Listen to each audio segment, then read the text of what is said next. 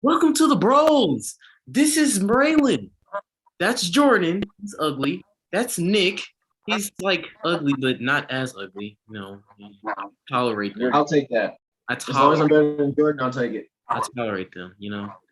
They're dweebs. But this isn't about them. This isn't about them. College football. How the theme song go? Anybody remember the theme song for college football? I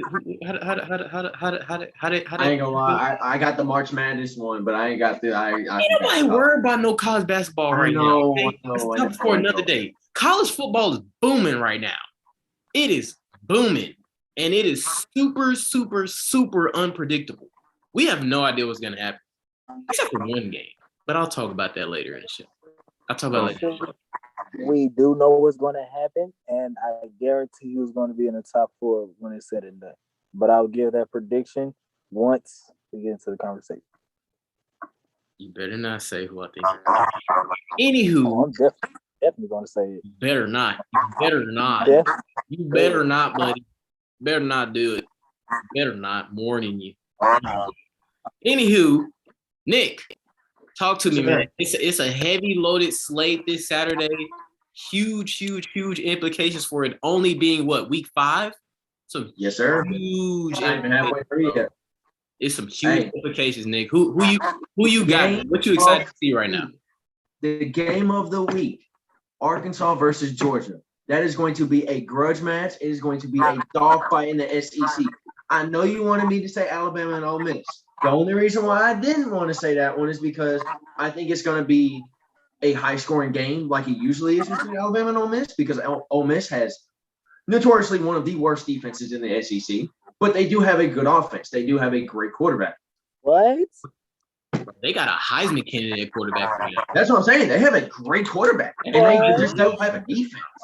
But with that being said, I still think Alabama will win like 50-30. You know what I mean? It's usually a high-scoring game between those two. But the game of the week to watch is Arkansas and Georgia, because both of them, Arkansas has solidified them as a top runner in the SEC right now, behind Alabama, behind Georgia, and also they have potential to make an upset Georgia. The way they've been playing with a lot of momentum. They've been really putting together some great games. They had a great win against Texas A&M last week. I think they have the potential to upset Georgia. Moving forward, that will put them close to the top 4 as you can get. Now, wait, hold on. I'm gonna let you continue. I'm gonna let you finish, bro. If and that's a very, very, very, very. If they beat Georgia, they have to be they have to be in the 4 in the next poll. And this is what I'm going to get to. The next game that has great implications. The next game that has great implications is Notre Dame and Cincinnati. Both of these teams have a high percentage to win out. Whoever wins this game has a high percentage to win out for the rest of the season, because Cincinnati really has controlled the AAC for the past 2-3 years, give or take, right? I mean, obviously CF, but obviously with the the downfall of Mackenzie Milton and his injuries, Cincinnati's been the face of the AAC for the past few seasons. So that given part, I don't believe in Notre Dame. I just don't believe in them in big games when it matters the most.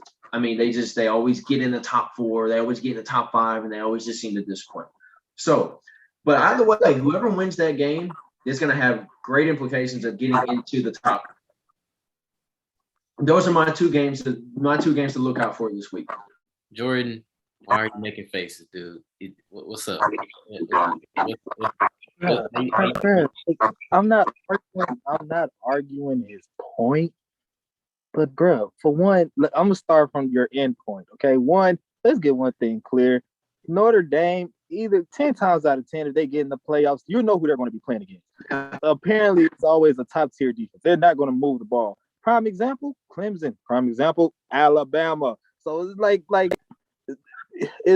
you can't do that. You can't say you don't have any trust in them, because clearly they're doing something Clemson's not to throw no shade or nothing. Yeah.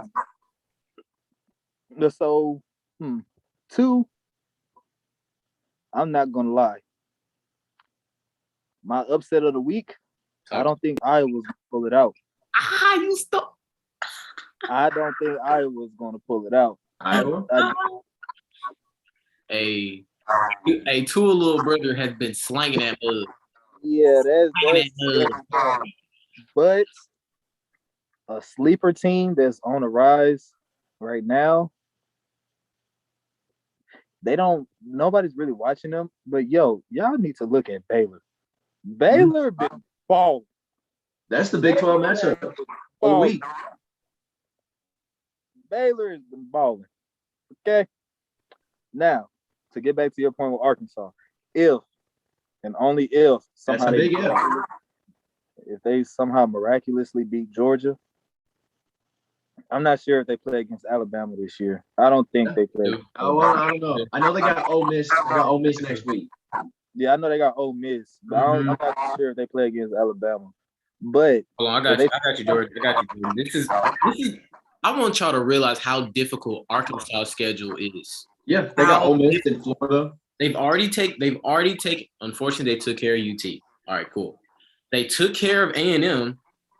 Bro, this is the rest of their schedule, including this big game coming up Saturday. They got Georgia this week. They have Ole Miss the week after. They have Auburn the week after that. Then they end the year with LSU as their mistakes and Alabama. Yo. Yeah. They're probably going to finish their season probably 8-4 or 9-3. Yo. I feel like they can have a couple of wins, especially if they play the way they played against A&M. That's a big if, though. Georgia's defense is not going to play with them. Georgia's defense is not going to play with them. I know Georgia has had some shutouts. I can't sleep on the fact that because Matt Corral has been throwing the ball. He's been throwing the rock. Bam. That's the game of the week for me. See, I don't have any doubt with Matt Corral. It's their defense. It's their defense, bro. That's the only thing in question. Matt Corral is going to do what he's got to do to keep them in the game, but their defense has to step up. That's another defense that ain't going to play with them. If you want to pass the ball, all right, cool. But we seen one of the tricks to almost beating Alabama is having a dominant running game. Literally, if you want to pass the ball, we're going to get after you. It's over with. But if you can actually smack us in the mouth and run the football like Florida, you have no chance. Me personally, I don't think it comes down to Ole Miss defense. I think it comes down to whether their receivers make the plays that they need to make in order to put them in positions to win. Because even like I've been telling Ray for the past few weeks now, it's no secret. Alabama's defense secondary is not as strong as for the past. Alabama's secondary is very, very susceptible to exposure. Bro, I watched Job in that Florida game get at least like 2 or 3 PIs. Like he can play defense. He's nothing like Surtain.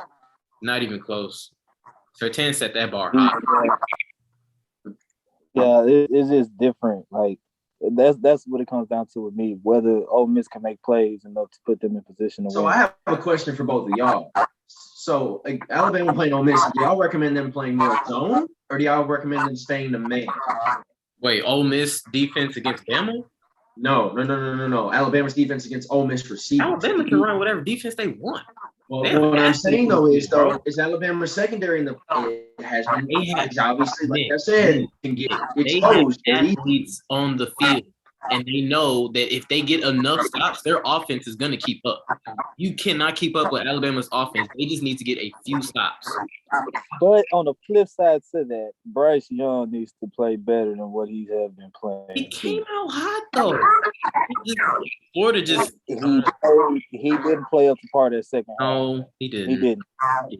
Against Florida, he did not play up to par. There was too many reckless decisions that he made in that game that really could have cost them the game. Mm-hmm. That was definitely his welcome to the SEC. I mean, that's going to happen in a young quarterback, though. Young quarterbacks are going to make mistakes. They're going to make mistakes, but obviously being under Nick Saban, they're going to learn from them mistakes quicker than that. You know what I mean? Being under Nick Saban, they're going to learn the mistakes quicker than that. Tell that to Tua. Tell that to Trevor. Tell that to Hold on. Breaker, Niner. I'm glad he said that. DJ Ulugalele needs hey, they play an undefeated Boston College. I know Boston College has played nobody, but First of all, your playoff hopes are gone. You still have 2 losses, one of them being to an ACC opponent. You better not take another ACC loss and lose to Boston College. That's a big game, too. I know they're favored like 88% to win this game, but as far as I can tell, that offense is garbage. Yeah. You talking about Clemson? I'm talking about Clemson, yes. Like, I literally legit. Why are we even talking about them? We knew what it was after the NC State game was gone. What you want me to say, bro? Man, look, we already knew what it was when Sunshine left, and after ETN was gone, there goes your run game, there goes your pass game. I got another game with big implications too. Kentucky and Florida. Florida still can't take. Florida can literally maintain. They can maintain their playoff hopes if they win out and meet Alabama in the SEC championship game. They just gotta win. And Kentucky they played some scrub, but if they can string it together, Kentucky's still undefeated. Who knows? That could be an upset. It's not likely. I'm not saying it's gonna happen, but Florida has some pressure on them to win out if they still want to make the playoffs, because they could easily make it back with that one loss to Bama. And let's not forget about Ohio State. They can easily get back in that top 4 with their only one loss too, because they're one loss to the world. I would not say easy. Oh, no. They're gonna need some stuff to happen. I think they can finish the Big Ten off. I don't think any Big Ten is gonna be able to beat them. That's just my personal opinion. Hold on. We really hope y'all enjoyed the video today. For more content and notifications, please make sure and hit that subscribe button. See y'all later, man.